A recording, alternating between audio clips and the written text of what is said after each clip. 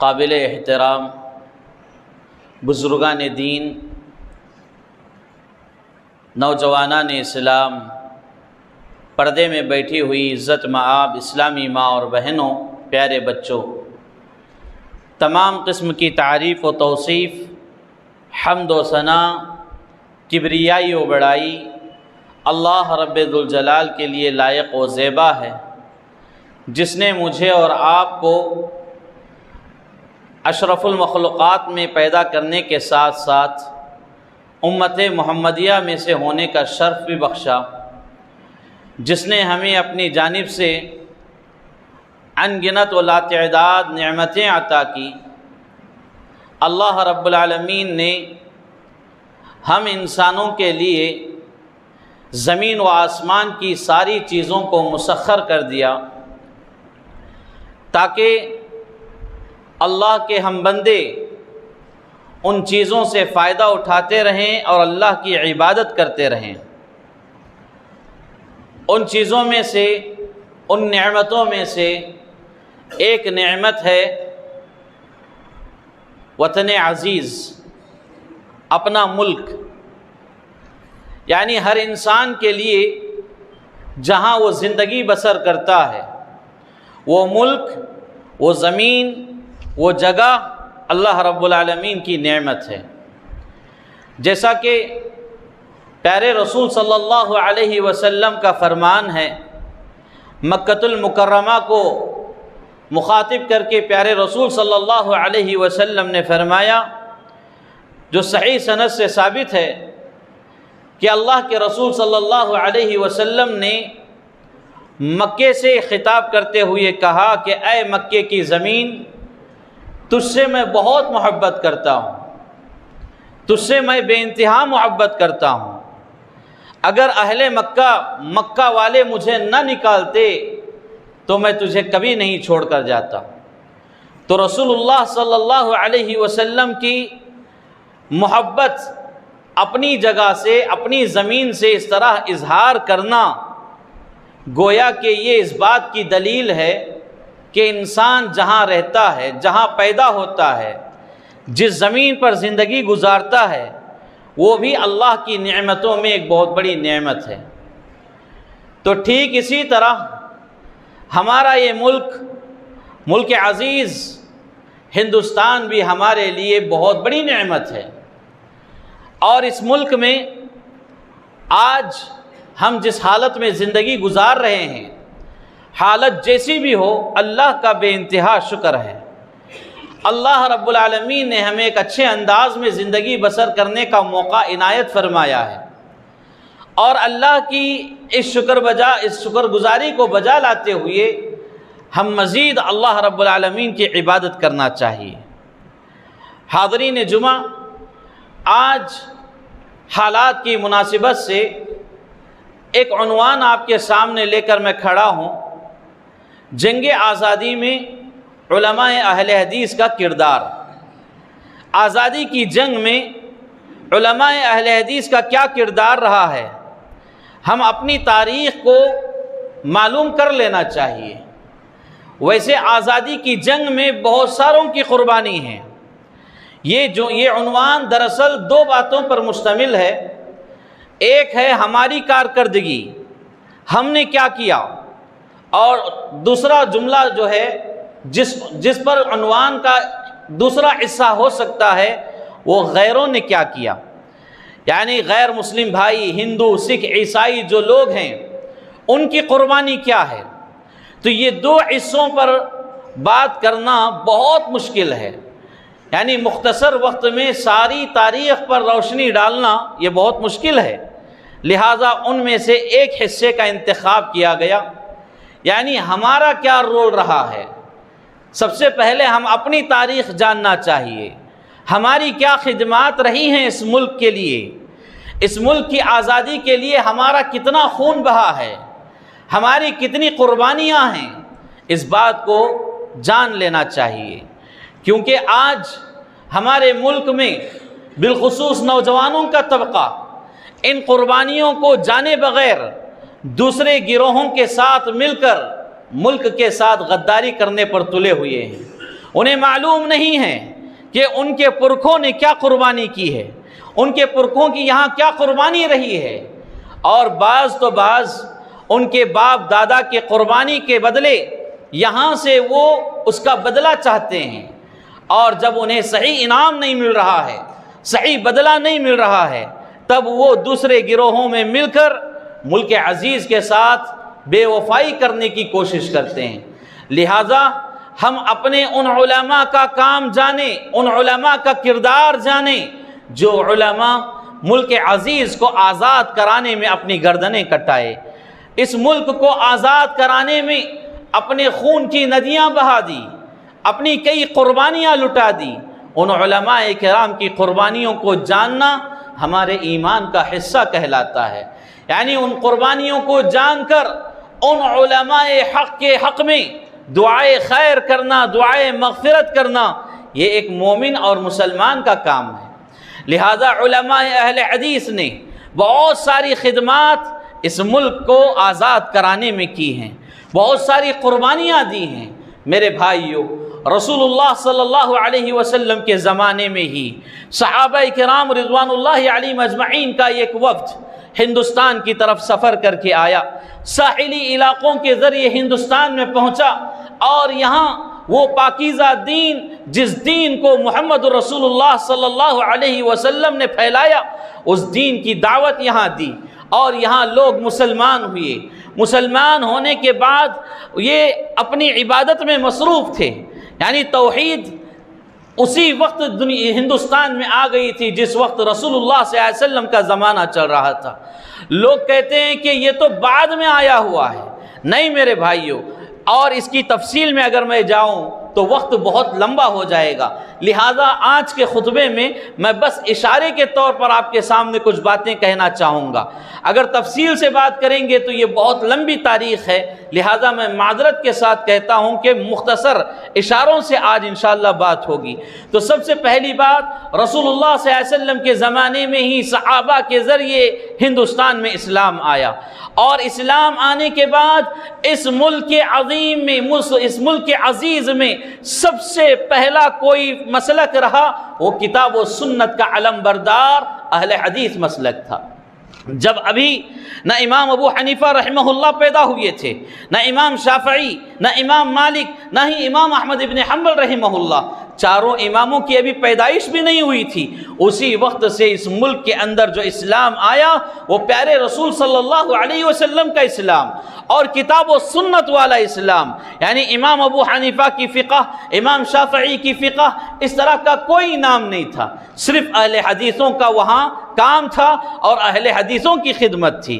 میرے بھائیوں، پھر یہ سلسلہ آگے بڑھتا گیا، تقریباً 375 سال تک یہاں کسی دوسرے کا نام نہیں تھا، صرف اہل حدیث کا نام تھا، صرف اہل حدیثوں کی خدمات تھیں، اہل حدیثوں کی قربانیاں تھیں۔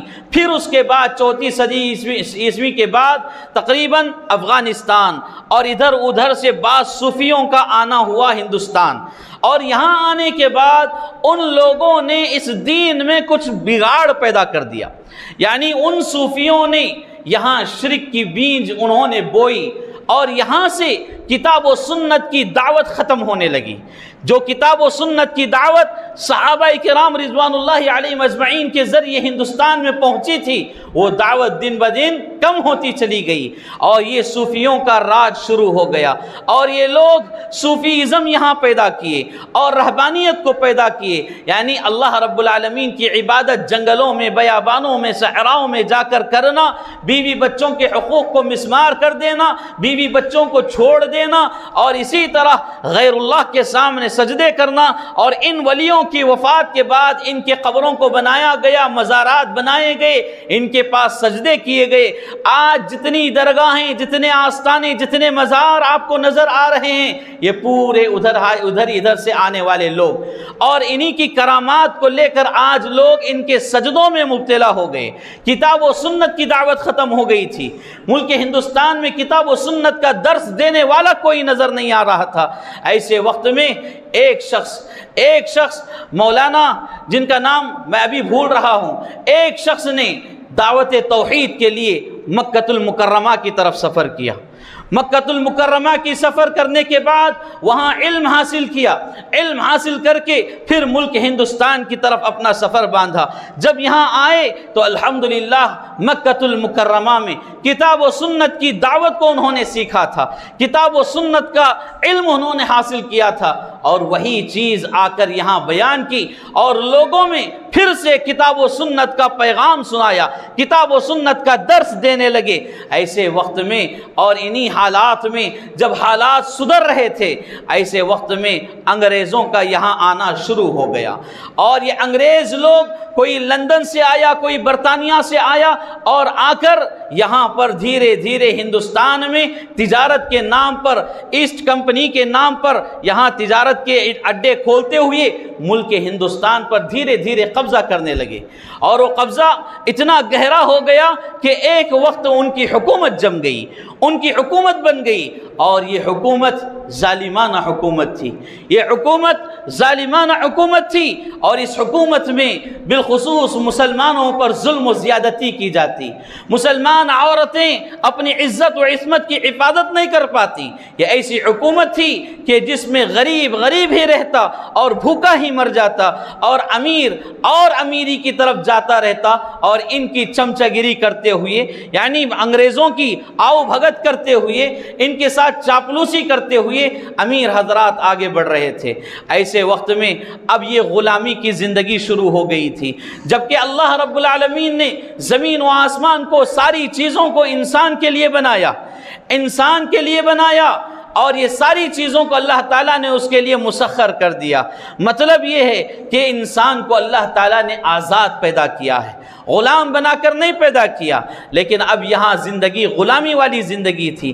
جس قوم میں غلامی ہو، یعنی جو قوم غلامی کے شکنجے میں آ کر پھنس جائے، تو پھر اس کی سوچ و فکر بھی غلام والی ہو جاتی ہے، یعنی وہ زیادہ ترقی والی سوچ نہیں سوچ سکتی، وہ قوم تنزلی کی طرف جاتی رہے گی۔ تو یہی حال ملک عزیز کا بھی تھا، ملک عزیز کا یہی حال تھا۔ تقریباً 1750 پر 7 عیسوی میں 1750 پر 7 عیسوی میں یہ حالات پیش آ رہے تھے۔ انگریزوں کا غلبہ زیادہ ہو گیا، اور یہاں پر غلامی کے شکنجے میں مسلمانوں پر ظلم و زیادتی ہو رہی تھی، مسلمانوں کو دبایا جا رہا تھا، مسلمانوں کا قتل عام کیا جا رہا تھا، اور اس میں غیروں کے ساتھ بھی زیادتی ہو رہی تھی، اور کسی کے اندر یہ ہمت نہیں تھی کہ ان انگریزوں کے خلاف آواز اٹھائے، ان انگریزوں کے خلاف آواز اٹھائے اور اپنے ملک کو آزاد کرائے۔ یہ کسی میں ہمت نہیں تھی۔ میرے بھائیوں، زمانہ بڑھتے گیا، آگے چلتا گیا۔ سب سے پہلے آواز اٹھانے والے علماء اہل حدیث تھے، علماء اہل حدیث، جن میں سر فہرست کئی علماء کا نام آتا ہے۔ ان میں سے مولانا احمد اللہ مدراسی ہیں۔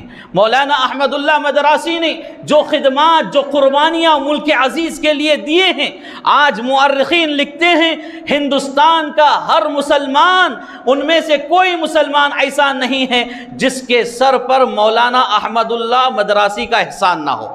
اتنے احسانات، اتنی قربانیاں مولانا احمد اللہ مدراسی کے رہے ہیں۔ اور اسی طرح مولانا یحییٰ صادق پور کے یحییٰ علی ہیں، اور انہوں نے بھی بڑی قربانیاں دی ہیں۔ جعفر تھانسپوری اور اس طرح کے کئی علماء ہیں۔ علماء کی ایک لیسٹ بیان کی گئی ہے، بہت لمبی لیسٹ ہے۔ تفصیل کے بغیر میں مختصراً یہ کہنا چاہتا ہوں، تارا چند ایک غیر مسلم اپنی تاریخی کتاب میں، تاریخ آزادی ہند کی کتاب میں، اس نے ایک مجموعی بات لکھی ہے، وہ یہ کہ ملک ہندوستان کو آزاد کرنے میں 5 لاکھ علماء اہل حدیث کو قتل کیا گیا۔ کتنے؟ 5 لاکھ علماء اہل حدیث کو شہید کیا گیا۔ اور یہ سب علماء اہل حدیث ہیں۔ صرف بنگال کی سرزمین سے 2 لاکھ علماء اہل حدیث شہید کر دیے گئے، صرف بنگال کی زمین سے 2 لاکھ علماء اہل حدیث۔ اللہ اکبر! یہ قربانیاں کس لیے؟ ملک عزیز کو فتح کرنے کے لیے، اس کو غلامی کے شکنجے سے نکال کر آزادی کی طرف لانے کے لیے ان علماءوں نے یہ قربانیاں پیش کی۔ میرے بھائیوں، مولانا احمد اللہ مدراسی جو ہیں، ان کی بڑی خدمات رہی ہیں، بڑی خدمات رہی ہیں۔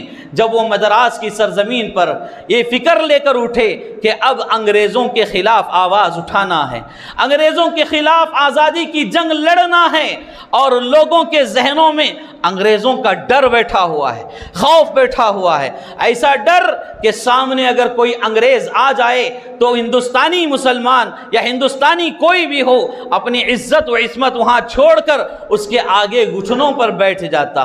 یہ خوف، یہ ڈر انگریزوں نے مسلمانوں کے دلوں میں پیدا کیا تھا، ہندوستانیوں کے دلوں میں پیدا کیا تھا۔ لیکن میرے بھائیوں، احمد اللہ مدراسی نے اب یہ فکر لے کر اٹھے کہ آج انشاءاللہ لوگوں کے اندر یہ فکر پیدا کرنا ہے کہ ملک عزیز کو آزاد کرائیں، ملک ہندوستان کو آزاد کرائیں، غلامی سے بچائیں۔ پھر اس کے بعد مولانا احمد اللہ مدراسی، ان کے بارے میں جتنا بھی کہا جائے کم ہے میرے بھائیوں۔ اللہ لاکھوں کروڑوں سلامتیں، رحمتیں ان کی قبر پر نازل فرمائے۔ ان کی بڑی قربانیاں رہی ہیں۔ مولانا احمد اللہ مدراسی اسی فکر کو لے کر آگرہ جاتے ہیں، آگرہ سے لکھنؤ جاتے ہیں، یعنی جگہ جگہ سفر کر کے لوگوں کے اندر ایک امنگ پیدا کر رہے ہیں، ایک سوچ بنا رہے ہیں، ایک فکر پیدا کر رہے ہیں کہ آج ہمیں غلامی والی زندگی نہیں چاہیے، آزادی والی زندگی چاہیے۔ میرے بھائیوں، انگریزوں کے ناک میں دم کرنے والی یہ شخصیت مولانا احمد اللہ مدراسی کی شخصیت، آخر کار انگریزوں نے مجبور ہو گئے، انگریز مجبور ہو کر ایک اعلان صادر کیا کہ جس نے مولوی احمد اللہ مدراسی کی گردن کاٹ کر لائے گا اس کے لیے ہم 1,00,000 روپے کا انعام نذرانہ پیش کرتے ہیں۔ بعض مورخین نے 50,000 کا نذرانہ لکھا ہے۔ بہرکیف اس وقت یہ 50,000 یا 1,00,000 روپے کی رقم کوئی معمولی رقم نہیں تھی، بہت بڑا انعام تھا۔ تو ایسے میں مولانا احمد اللہ مدراسی کی بڑی خدمات رہی ہیں، سارے انگریز آپ سے پریشان ہو کر تھے۔ پھر اتنے میں ایک مرتبہ ان کو دھوکہ ہوا۔ دھوکہ کیسے ہوا؟ اپنے ہی ملک کے بعض غداروں کے ذریعے دھوکہ ہوا، اپنے ہی ملک کے بعض لوگوں سے دھوکہ ہوا۔ 2 بھائی تھے جو راجہ کہلاتے ہیں، ان کا نام میں یہاں پاک جگہ پر لینا مناسب نہیں سمجھتا۔ اس نے مولانا احمد اللہ مدراسی کو یہ بات بتائی کہ آپ بڑے ہیں، آپ بہت اچھی تحریک چھیڑے ہوئے ہیں، آپ کا پلان بہت اچھا ہے، آپ آئیے ہمارے پاس رہیے اور ہم اپنی طرف سے ایک بڑی فوج آپ کو دیں گے، اور اس فوج کے ذریعے آپ انگریزوں کا مقابلہ کریں اور انگریزوں کے ساتھ لڑیں، جنگ کریں، پھر اس کے بعد ہم آزاد ہو سکتے ہیں۔ اب یہ بات سننے کے بعد مولانا احمد اللہ مدراسی نے ان کے پاس گئے اور جا کر بیٹھے، بات کر رہے تھے۔ اتنے میں اس بدبخت کا چھوٹا بھائی جو دوسرا راجہ تھا، اس نے پیچھے سے گولیوں سے وار کرنے کی وجہ سے مولانا کے سر میں گولیاں گھس گئیں اور مولانا وہیں پر شہید ہو گئے۔ پھر اس کے بعد ایک تشتری لائی گئی اور اس راجہ نے مولانا احمد اللہ مدرسی جیسی شخصیت کا سر کاٹ کر اس تشتری میں رکھ کر انگریزوں کے حوالے کیا۔ یہ ہمارے دیش کے غدار ہیں جو آج ہمیں غداری کی چادر ہمیں پہنانے کی کوشش کرتے ہیں۔ یہ ناپاک چادر ہم پہننا نہیں چاہتے، کیونکہ ہم ہمارے پرکھوں سے سیکھا ہے، ہمارے باپ داداؤں سے وفاداری کا درس سیکھا ہے۔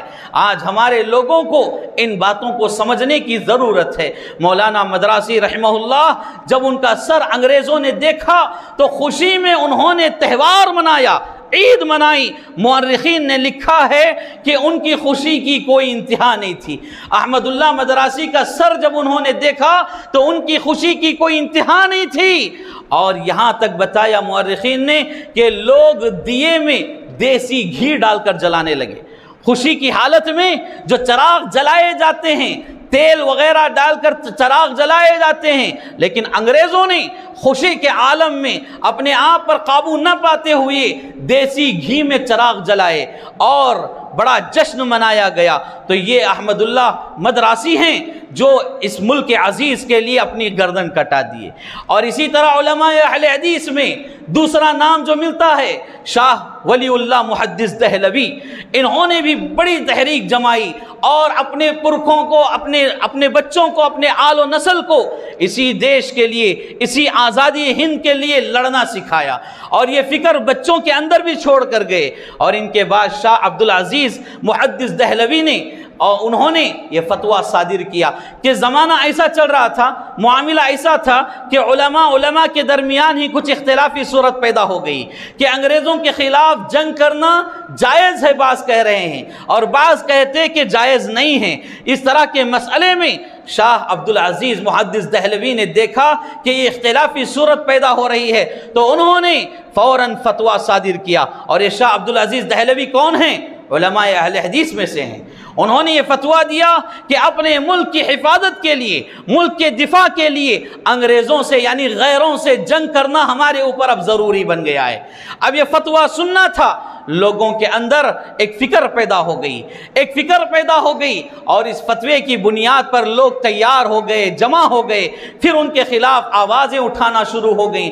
پھر میرے بھائیوں کیا تھا، ہندوستان آزاد ہونے سے پہلے تقریباً علماء اہل حدیث نے 18 جنگیں انگریزوں کے ساتھ لڑی، 18 جنگیں، اور کوئی معمولی جنگیں نہیں تھیں، بڑی بڑی جنگیں تھیں، بڑی جنگیں۔ اور ان جنگوں میں کبھی مسلمانوں پر ظلم ہوتا، اتنی زیادتی ہوتی کہ انہیں ڈائریکٹ شہید نہیں کر دیا جاتا بلکہ ان کی آنکھوں کو پھوڑ دیا جاتا، ان کے کان کاٹے جاتے، ان کی ناک کاٹی جاتی، ان کے ہاتھ کاٹے جاتے، اس طرح جسم کا ایک ایک حصہ کاٹ کر ان کو تکلیف دی جاتی تاکہ دوسرے دیکھنے والے اس فکر کو چھوڑ دے اور ہماری غلامی میں ہی زندگی گزارتے رہیں۔ لیکن علماء اہل حدیث وہ مجاہدین کی جماعت تھی، ان کے ظلم کے آگے وہ اپنے گھٹنے نہیں ٹیک سکتے اور وہ لوگ آگے بڑھتے رہے، اتنا آگے بڑھ گئے کہ الحمدللہ ایک دن یہ ملک آزاد ہو گیا، یہ ملک آزاد ہو گیا اور اس میں بہت ساروں کی قربانیاں ہیں۔ یہاں غیر مسلموں کی بھی قربانیاں ہیں، سکھوں کی بھی قربانیاں ہیں، مسلمانوں کی قربانیاں ہیں، لیکن سر فہرست یہ فکر پیدا کرنے والی جماعت کوئی تھی تو وہ جماعت اہل حدیث ہے، جماعت اہل حدیث کے علماء ہیں۔ اور یہ بات اس لیے بیان کی جا رہی ہے کہ آج دیکھیے 15 اگست کی مناسبت سے، 26 جنوری کی مناسبت سے ہندوستان کے لیے جو قربانیاں پیش کی گئیں، ویسے تو ہندو لوگ، غیر قوم کے لوگ، وہ اپنے آپ میں ہندوؤں کی تاریخ بیان کرتے ہیں، یعنی ہندوؤں کی تاریخ بیان کرنے کے ساتھ ساتھ مسلمانوں کے ساتھ حق تلفی کی جاتی ہے، مسلمانوں کی تاریخ بیان نہیں کی جا رہی ہے۔ آج مسلمانوں کی تاریخ کو دبانے کی کوشش کی جا رہی ہے، جہاں مسلمانوں کی تاریخ دبانے کی کوشش کی جا رہی ہے وہیں پر مسلمانوں میں بھی اہل حدیثوں کی تاریخ کو دبانے کی کوشش کی جا رہی ہے۔ ہمارے مسلمان 15 اگست 26 جنوری کو جہاں ترنگا لہراتے ہیں اور یہ ثبوت پیش کرتے ہیں کہ ہم وطن عزیز سے آج بھی محبت کرتے ہیں، اب وہاں جب درس ہوتا ہے، لیکچر ہوتا ہے، پیغام ہوتا ہے، تو ہم اپنے مسلمان بھائی اصل جو قربانیاں اہل حدیثوں کی ہے وہاں ان کا نام تک اپنی زبان پر لانا نہیں چاہتے۔ تو مسلمان ہو کر اہل حدیثوں کی تاریخ کو دبا رہے ہیں، ان کی تاریخ کو مٹانے کی کوشش کی جا رہی ہے، جبکہ آزادی کی فکر سب سے پہلے لے کر اٹھنے والے علماء اہل حدیث ہیں، اہل حدیث علماء ہیں، اور اس کے خلاف انہوں نے فتویٰ دیا تھا۔ کن کے خلاف؟ انگریزوں کے خلاف، کہ ان کے خلاف جنگ کیا جائے گا، ان کے خلاف جنگ کرنا ہمارے اوپر ضروری ہے۔ اس طرح کے فتویٰ دے کر لوگوں کے اندر یہ پیدا کرنے والے، یہ فکر پیدا کرنے والے علماء اہل حدیث ہیں۔ لہٰذا آج ان کے ساتھ جماعت اہل حدیث کے حق میں بالخصوص ناانصافی دیکھی جا رہی ہے، تو خاص اس عنوان کا انتخاب کیا گیا تاکہ ہم اپنے لوگوں کی تاریخ معلوم کر سکیں، ان کی زندگی معلوم کر سکیں۔ تو میرے بھائیوں، یہ ہمارے علماء اہل حدیث ہیں، ان کی بڑی قربانیاں رہی ہیں۔ اور یہیں پر صادق پور کے ایک شیخ، ایک مولانا یحییٰ علی رحمہ اللہ کا بھی ذکر ملتا ہے۔ یحییٰ علی رحمہ اللہ یہ بھی اس فکر میں آگے رہنے والے، اپنے اندر ایک جماعت پیدا کیے تھے جو انگریزوں کے خلاف لڑنے کا کام کر رہی تھی۔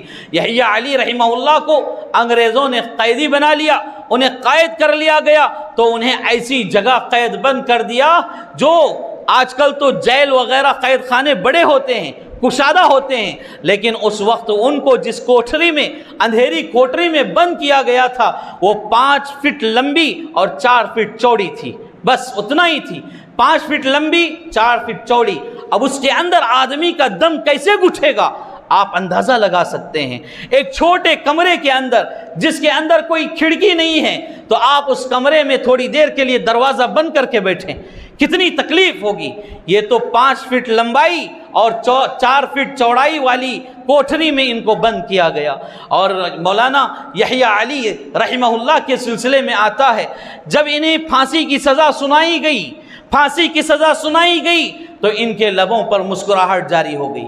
ان کی لبوں پر مسکراہٹ آنے کے بعد دشمنوں نے، انگریزوں نے دیکھا کہ یہ پھانسی کی سزا سننے کے بعد بھی مسکرا رہا ہے۔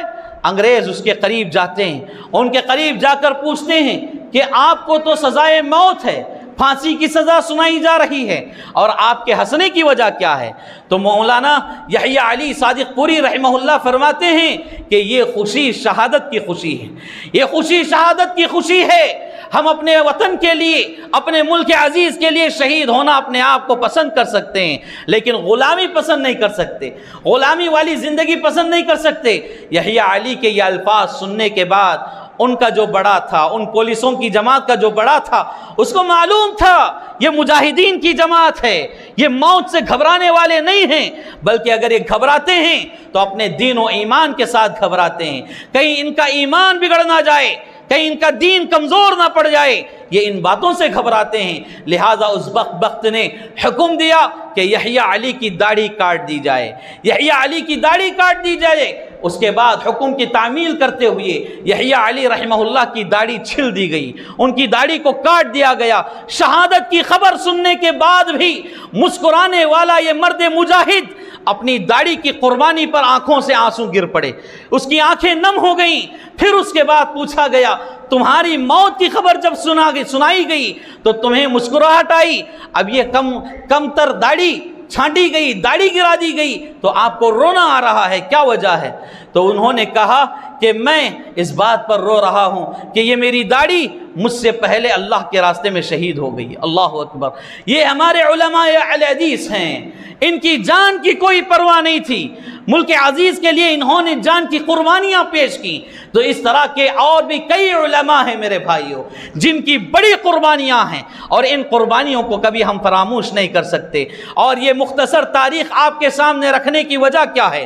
وجہ یہ ہے کہ آج ہمارے نوجوانوں کو اپنی تاریخ پہچاننے کی ضرورت ہے، ہمارے نوجوانوں کو اپنا دین دھرم جو اصل دین ہے اس کو پہچاننے کی ضرورت ہے۔ ہمارے اس ملک میں ہمارے باپ داداؤں کا کتنا خون بہا ہے اس کو جاننے کی ضرورت ہے۔ تارا چند نے جو بات لکھی ہے اس پر نوجوانوں کو غور و فکر کرنے کی ضرورت ہے۔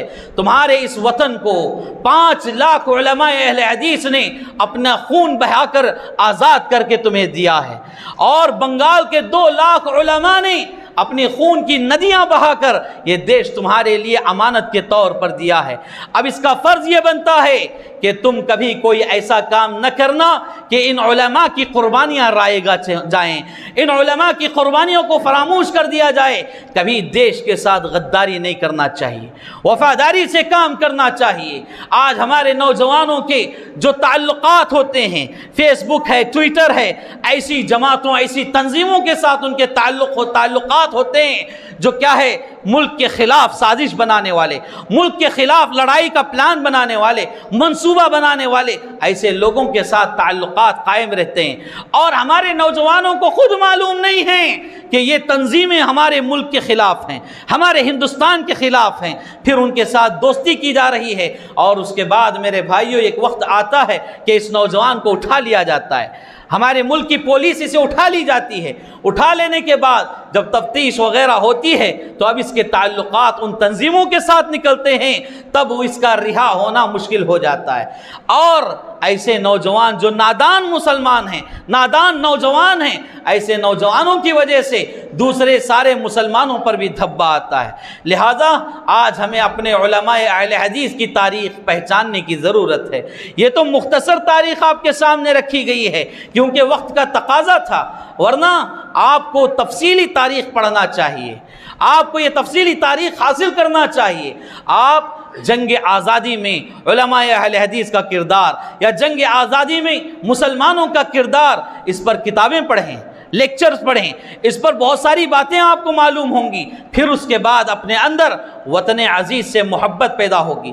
اور میرے بھائیوں، وطن سے محبت کرنا چاہیے، کسی بھی قسم کی بے وفائی وطن کے ساتھ نہیں ہونا چاہیے، کیونکہ اس وطن میں ہم جی رہے ہیں، اس وطن میں ہمارا خون ہے، یہاں کی مٹی میں ہمارے خون کے قطرے ملائے گئے ہیں، یہاں کی مٹی میں ہمارے باپ دادا مدفون ہیں، یہاں کی مٹی میں ہمارے پرکھ سوئے ہوئے ہیں۔ تو میرے بھائیوں، ایسی مٹی کی ناقدری کبھی نہ کریں، اس کے ساتھ بے وفائی کبھی نہ کریں، اس کے ساتھ وفاداری والا سلوک نبھانا چاہیے۔ تو میرے بھائیوں، یہ مختصر علماء اہل حدیث کی تاریخ تھی جو آزادی ہندوستان کے لیے اپنی قربانیاں پیش کی۔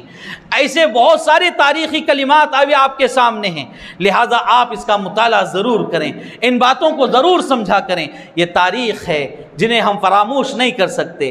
جس قوم کو اپنی تاریخ یاد ہے وہ قوم ترقی کے منازل طے کرے گی، اور جو قوم اپنی تاریخ کو بھول جائے تو پھر وہ قوم بھی دنیا سے بھلا دی جائے گی۔ لہذا آج ہمارے مسلمان بھائی اپنی تاریخ نہیں جانتے، لہذا ان کے اوپر ان کے حقوق چھین لیے جا رہے ہیں، ان کے ساتھ بدتمیزی کی جا رہی ہے، ان کے ساتھ ظالمانہ سلوک کیا جا رہا ہے۔ ہمارے حقوق ہمیں معلوم ہونا چاہیے، ہماری تاریخ ہمیں معلوم ہونا چاہیے، لہذا ان باتوں کو اپنے ذہن میں رکھیں۔ اور بہت ساری سزائیں انگریزوں نے علماء اہل حدیث کو اس مشن میں، اس تحریک میں دیں، ساری سزاؤں کو انہوں نے جھیلا۔ کالا پانی کی سزا اور بہت ساری سزائیں ہیں جن کا تذکرہ کرتے کرتے مورخین کے قلم روتے ہیں، معلقین کے قلموں سے آنسو گرتے ہیں۔ اتنی بھیانک سزائیں انگریزوں نے علماء اہل حدیث کو دی، اور میرے بھائیوں، یہ علماء اہل حدیث ہیں جو ان سزاؤں پر اپنے گھٹنے نہیں ٹیکے، بلکہ اپنے دیش کو، اپنے ملک کو، اپنے وطن کو آزاد کرانے تک وہ چین کا سانس نہیں لیے۔ لہذا ہمیں بھی آج وطن سے صحیح محبت کرنے کی ضرورت ہے۔ وطن سے صحیح محبت کا مطلب یہ ہے کہ یہاں کے لوگوں کو اصل دین سمجھایا جائے، یہاں کے لوگوں کو توحید بتائی جائے، وہ توحید جو رسول اللہ صلی اللہ علیہ وسلم کے زمانے میں صحابہ کرام نے ساحلی علاقوں پر لا کر پہنچایا، بالکل امانت کے ساتھ پہنچایا۔ آج ہمارے مسلمان بھائیوں کے پاس کتنے وسائل ہیں، کتنے اسباب ہیں، کتنے ذرائع ہیں غیر مسلموں تک پہنچنے کے، یا غیر مسلم کتنے دوست ہمارے ہیں، سب کے سامنے کتاب و سنت کی تعلیم رکھیں، توحید پیش کریں۔ اب یہاں دیکھیے ہمارے اس شہر دلور پر، آج کی اس سرزمین کی میں بات کروں تو کئی لاکھ غیر مسلم یہاں آ رہے ہیں، ایک باطل کام کے لیے آ رہے ہیں۔ آج تک کیا اس کی طرف سے کوئی کتاب و سنت والا کام ہوا ہے؟ اگر کتاب و سنت والا کام ہوتا تو پھر کتنے لوگوں کو اللہ تعالیٰ ہدایت سے نوازتا، کتنے لوگ ہدایت کے راستے پر آ سکتے ہیں۔ تو میرے بھائیوں، اب کتاب و سنت کی دعوت کی ضرورت ہے۔ فقہ کی دعوت ہم نے بہت دے لی، اور اسی طرح دوسری دعوتیں ہم نے بہت دے لی، اپنے بڑوں کی دعوت دے لی، اپنی منشا کی دعوت دے لی، لیکن کتاب و سنت کی دعوت دینے کی ضرورت ہے، قرآن و حدیث کی دعوت دینے کی ضرورت ہے۔ لہٰذا ملک عزیز کی حفاظت کرنا ہماری ذمہ داری ہے، اس پر کوئی بری نظر بھی نہ اٹھائے، اس طرح ہم اس کی حفاظت کریں۔ اور سب سے بڑی حفاظت یہ ہے کہ ہمارے ملک کے باشندوں کو جہنم سے بچا کر جنت کی طرف لانا چاہیے۔ یہ میرا اور آپ کا کام ہے، لہذا اس فکر کو لے کر اٹھیں۔ ہمارے بڑوں نے جس طرح ملک کو آزاد کرانے کی فکر لے کر اٹھے تھے، اسی طرح مجھے اور آپ کو آج ہمارے ملک کے باشندوں کو جہنم سے آزاد کرانے کی فکر لے کر اٹھنا چاہیے۔ اللہ رب العالمین سے دعا ہے اللہ تعالی ہمیں ان باتوں پر عمل کی توفیق عطا فرمائے۔ اللہ تبارک و تعالی ہمارے اندر وطن کی سچی محبت پیدا فرمائے۔ اللہ تعالی وطن سے وفاداری کا شعار اللہ ہمارے اندر پیدا فرمائے۔ اللہ ہمارے اندر بے وفائی والی بری خصلت کو ختم فرمائے۔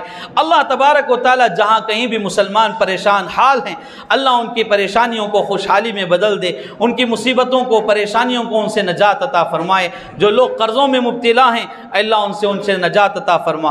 اے اللہ جو بیمار ہیں انہیں شفائے کاملہ عاجلہ اور دائمہ عطا فرما۔ اے اللہ جو ہدایت کے راستے سے بھٹکے ہوئے ہیں انہیں صراط مستقیم پر چلا۔ اے اللہ ہم سب کو توحید پر ثابت قدم رکھ۔ اے اللہ جب تک دنیا میں رکھ توحید کی حالت میں رکھ، جب خاتمہ ہو تو حسن خاتمہ فرما۔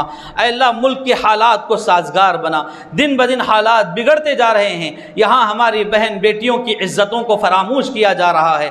اے اللہ تو سارے معاملات بہتر سمجھنے والا، دیکھنے والا ہے، تجھ سے بہتر دیکھنے والی ذات کوئی ذات نہیں ہے۔ اے اللہ ہمارے حالات تجھ سے بہتر جاننے والی ذات کوئی ذات نہیں ہے۔ اے اللہ تو بہترین مددگار ہے، تیرے علاوہ کوئی مدد نہیں کر سکتا۔ اے اللہ تو ہماری مدد فرما، ملک عزیز میں امن و سلامتی پیدا فرما، دشمنوں کی دشمنی سے اللہ ہماری حفاظت فرما، حاسدوں کے حسد سے ہماری حفاظت فرما، باغیوں کے بغض سے اللہ ہماری حفاظت فرما، شریروں کی شرارت سے اللہ ہماری حفاظت فرما، خیر و بھلائی والے فیصلے ہمارے حق میں فرما۔ اے اللہ ہمیں جب تک دنیا میں رکھ تیری کتاب و سنت کا علم اونچا کرنے والے بنا، تیری کتاب و سنت کی دعوت کو عام کرنے والے بنا۔ اے اللہ ہمیں نمازی بنا، 5 وقتہ نماز کا پابند بنا، حلال روزی عطا فرما، حرام سے ہماری زندگیوں کو، ہمیں، ہمارے آل و اولاد کو، ہمارے نسلوں کو محفوظ فرما۔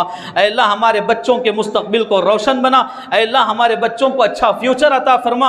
اے اللہ ہمارے اندر، ہمارے قوم کے اندر، ہمارے لوگوں کے اندر دین کی بہترین سمجھ عطا فرما۔ اے اللہ ہمیں فہم صحابہ عطا فرما، جس طرح صحابہ کرام نے قرآن و حدیث کو سمجھا ہے ویسے ہی سمجھنے کی توفیق عطا فرما۔ اے اللہ جب تک دنیا میں رکھ توحید کی حالت میں رکھ، جب خاتمہ ہو تو حسن خاتمہ فرما۔ آمین یا رب العالمین۔ اقول قولی ھذا استغفر اللہ لی ولکم ولسائر المسلمین وما توفیقی الا باللہ۔